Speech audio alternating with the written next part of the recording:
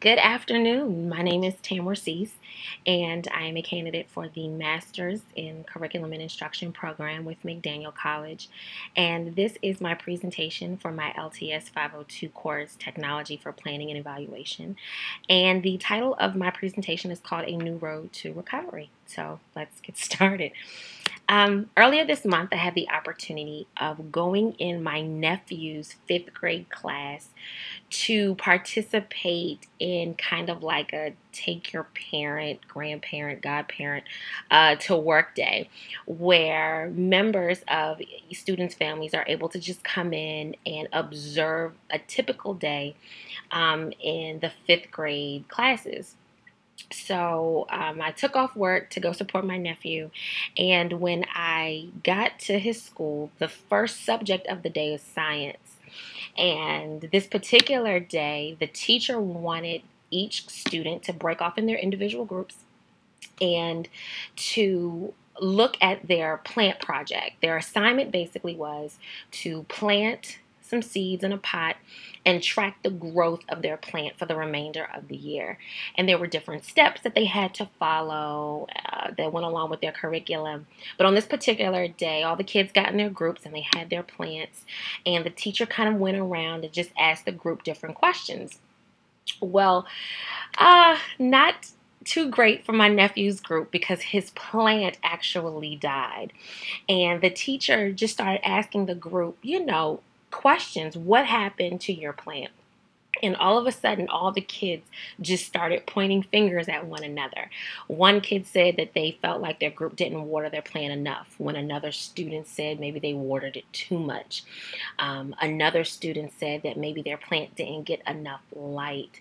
Maybe another student said that maybe their plant just needed more soil, but they began to just point fingers back and forth and back and forth. And what ended up happening is, as the teacher began to respond to their chaos, it got me thinking of this is what happens in education.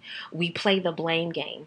When we don't see the results that we want to see, or when we don't see the growth in certain targeted populations, we begin to point all these different fingers to try to figure out who's at fault for the discrepancy that we see. So in looking at possible reasons for student failure, some reasons why students may fail a particular course is a lack of intrinsic motivation. They're not internally motivated to do well. Where some students shoot for the A, they may shoot for the 60, they may shoot for that passing grade, or they just may do enough to get by, but they're not intrinsically motivated to succeed. Some students just may have really intense family issues, whether they're coming from an abusive home or they don't have a home. If they are parents of small children, young parents of small children, they may have these intense family issues that make it difficult for them to perform well. Attendance issues, reading and work ethic level. If students aren't reading or working on their appropriated grade level, they're not going to perform as well as other students. And then maybe in some cases there's a lack of appropriated special ed ESOL or 504 accommodations. If students are in classrooms where teachers are not adequately trained to execute this material and facilitate great learning environments, and they're not providing these needed and mandated accommodations to these students, how do we expect them to do well? But ironically, on the flip side, that there's possible reasons for student failure based on teacher performance. Sometimes it's a classroom management issue. Teachers can't control their classrooms, or it's more like the students are running the classroom. So it may be some classroom management issues. Sometimes it's that biased grading and that emotionalism. We know teachers who may not like a child or may not like a student. They don't like how they perform or how they behave, and it affects their grading. Attendance issues for some teachers. Sometimes teachers, are out for long periods of time, and when they come back, they kind of expect kids to just kind of pick up where they left off, or to still have enough intrinsic motivation to perform well even in their absence. Many teachers as you know, are overworked and underpaid. They're exhausted. And right now, maybe they're feeling like I just got to do enough to get by, but they're not taking into consideration maybe these students are depending on them to hang on in there so that they can still execute great material. And maybe it's a clueless factor. They have no clue of what students need in order to successfully pass their class. It's so much more than just earning a passing grade, but are they really mastering the material? So through this course, one of the assignments obviously was to create a 3D team. So for my school, Bladensburg High School, I took what I had noticed in the book and created this 3D team full of dynamic members within my school. And from a member category standpoint, these are the individuals that I thought were incredibly essential to the effectiveness and productivity of this particular case study that I'll be researching. I have my principal. I also have my vice principal, who is the head of the academies within our school, our technology leader, who is also our technology specialist and our testing coordinator, our intervention specialist, which is myself in the program that I head up, and I'll get to that in a little later, our special education coordinator, our lead guidance counselor, the tested areas, our department chairs. All four of these individuals head up the tested areas within our school. I decided to put 2 students on here. These 2 young ladies are phenomenal SGA representatives. They actually serve as president and vice president, respectively. And a parent who is definitely a strong force within our building. I thought that these individuals made up a great 3D team. So these are the wonderful members of our team. And our meetings follow our protocol of what we have right now within our building. And right now, our entire county, we've moved away from school improvement plans and we've focused more on data-wise. And I mentioned this in the Module 1 forum, but data-wise is basically having your school focus on one goal and allowing that goal to trickle down and affect other goals. So for example, our main goal right now in our building is literacy. That's our focus within our school. And it's not the same in other schools, but the idea is that you know what works best for your school. And as you focus on this particular goal, the idea is that it will branch out and solve additional issues that you may be facing within your school. So infusing data-wise into these 3D teams, I thought that our meetings would not just focus on the norms and expectations, but it would also illustrate the outcomes of our meetings. So all of our norms for all of our meetings will basically be starting and ending on time, disagreeing with ideas and not people, still being very, very respectful to the ideas and perspectives of the members of your team, but also, even though you may not agree with what they're saying, you're still respecting them as a person and a colleague.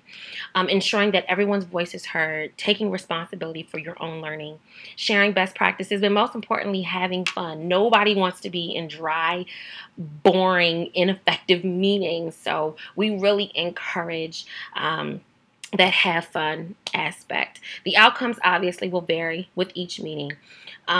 Set ahead of time and shared as part of each monthly meetings are the agendas. I think that it's very important for any leader of any team to distribute monthly agendas for your meeting before people get there, and that it definitely will show the progress toward the overall goal of the team. So with this particular presentation, each meeting that we have thereafter, every meeting you should be able to see the progress of the goal. So all of our meetings will be held the second Tuesday of the month, and they're member-led. So it's very important to me that each member of the group feel important and significant and validated. So each member category that was on the previous slide will be responsible for heading up one of those meetings, and it just rotates.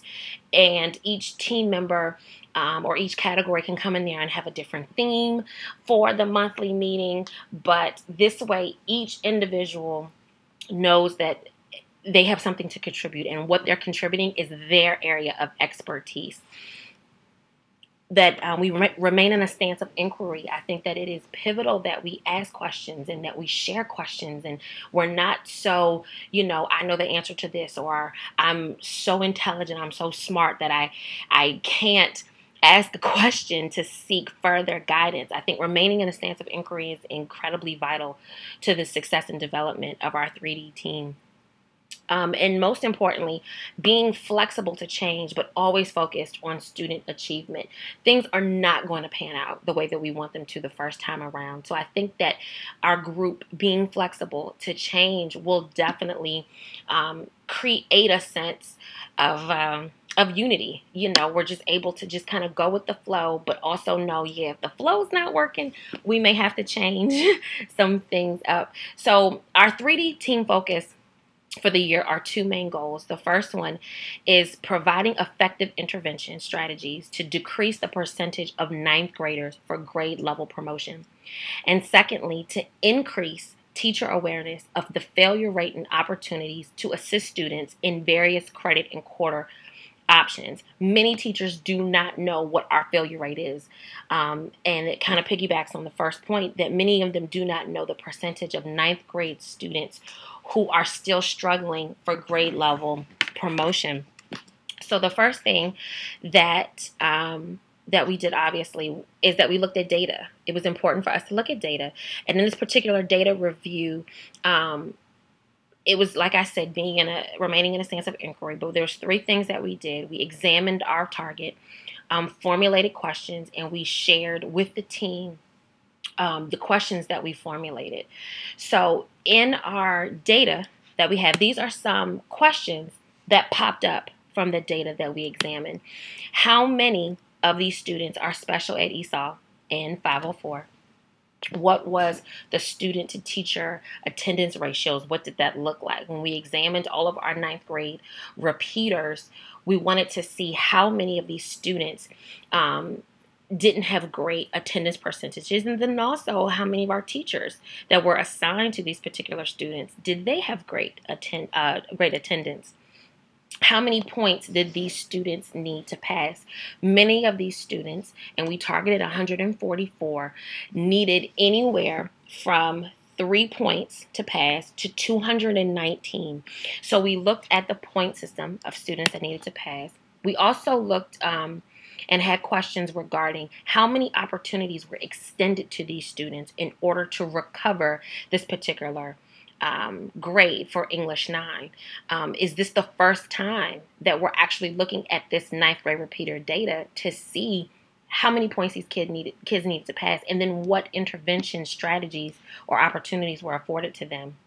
We also asked questions regarding their performance on the English high school assessment exam that all students within the county need to pass in order to graduate. And last but not least, we also asked questions regarding home piece. How is the critical home piece intersected with individual and student performance? Were there home issues that these students were going through, whether the death of a loved one, sickness, anything? What was going on in the home or in their personal lives? And not just that, but what support was given to those students within this particular target. So as we examined all of these different questions and ran through this data over and over and over again, we created 3 initiatives that we hope would improve student performance. The first one is academic improvement target plans. And what this basically looks like is that they're individual contracts for ninth grade repeaters as well as fifth year seniors. So yes, our target right now for this particular plan and the data that we looked at focused solely on ninth grade repeaters in need of English 9 for grade level promotion. But to look at things on a bigger spectrum, how many fifth year seniors do we have? And if there's any way to create student targets and contracts to help them along the way. We discussed a collaboration between guidance as well as the intervention specialists within our school and creating maybe required schedule modifications. Are students sitting in classes that they've already taken, or are they sitting in classes that aren't not necessary. I don't want to say that aren't important as others, but are they sitting in classrooms that these classes they actually need to graduate, and they're not just being dropped in a class just to be a space filler. And also providing opportunities for these respective cohorts for either grade level for promotion or high school graduation. And last but not least, within this academic improvement target plan are quarterly checkpoints. Each quarter, at the end of the quarter, we meet with these students and we figure out how they're doing. Let's sit and talk about your progression this quarter. I think oftentimes we wait to the last minute. We wait till quarter 3 and quarter 4, and we hope that a miracle happens. But how more effective can we be if maybe we did more quarterly checkpoints versus semester checkpoints? The second school improvement goal we have is a road to recovery, creating an intervention plan. So within this intervention plan, there are grade level and quarterly recovery packets. And in these packets, they're cross-curricular, tested and non-tested areas. So each department would come up with these different recovery packets. And they would not just be anything thrown together, but they would definitely illustrate rigor and critical thinking skills. It's not just do this worksheet and knock it out. But if we're going to offer intervention opportunities for our students to succeed, we want to know that they can handle the material and master the material as well. Another intervention plan that I really would like to implement is end of quarter Saturday sessions. Where 2 Saturdays towards the end of the quarter, they're recovery sessions that are led by facilitated instructors. So if Bob is in need of English 10, he can come to this Saturday session, and he may not be doing well in his current English 10 class, but he's able to receive these grade level quarterly recovery packets and gain insight from an English teacher of how to master this material that he will be assessed on. We also would like these Saturday sessions to be extra credit opportunities for students who may not need to recover anything, but they really want to take that 85 to a 95. We still want to be able to give them that opportunity. But last but not least, but also having our students be college and career ready. So these 2 Saturday sessions would also work to prepare our students for the next step, whether it's trade school, whether it's college, creating a resume, applying for scholarships, doing the infamous college application essay. So these workshops are not just touching our students who need to pass and need those recovery opportunities, but they're also reaching out to our students who are excelling and are performing well. And last but not least is our blended learning online credit recovery initiative, which would be our school improvement goal number 3. I am in love with blended learning, and as I shared, I am the intervention specialist at my school, and blended learning is my baby that I'm so in love with. And basically what it is an opportunity for students to recover credits as well as possibly obtain original credit with classes that are online.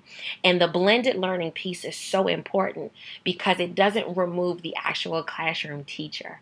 What it does is that these are modules and individual learning paths that students participate in. And as they matriculate through the course, there's still the physical presence of the teacher there to provide strategies and provide skills for learning. So currently our county has a blended learning online credit recovery, which we say for short blocker licensure, with Compass Learning. It's a company that's based out of Texas, and they are amazing, and it does exactly that: create learning paths for students to recover credits and obtain original credits.